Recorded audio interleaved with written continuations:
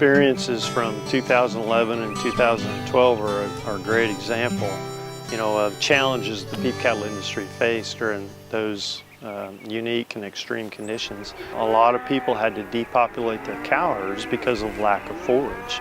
When grazing lands couldn't support the livestock, Oklahoma State University Extension beef cattle specialist David Lallman says it was time to go back to basics. One of our biggest roles was just to identify gaps in the information related to, management practices to help producers deal with those extreme conditions. And so we knew that we needed to develop more information there, explore new opportunities to create some sort of a forage source or management system.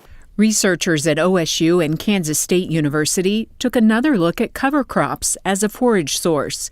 Cover crops were in widespread use as a way to improve soil and retain moisture, but not so much for cattle.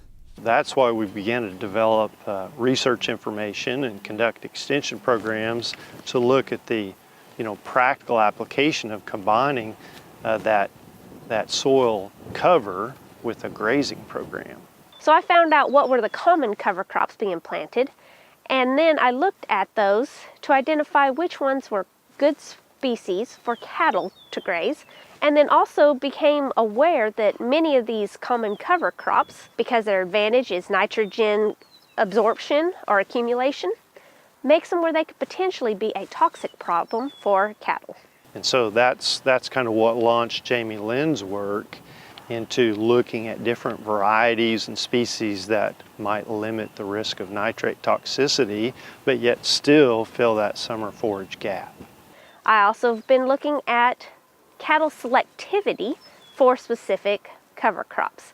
From that, we can strategically choose to either plant cover crops that all cattle will consume, or strategically choose to plant stuff that cattle will stay away from.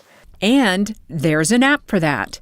It's called Grazing Management Toxic Plants, developed by precision ag specialist Brian Arnell at Oklahoma State.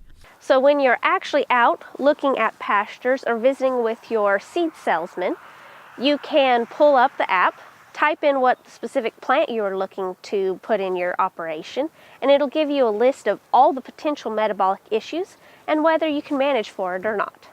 This app, as well as other apps created through the Grazing Cap Project, can be found through iTunes, Google Play, or the Oklahoma State website, dasner.okstate.edu.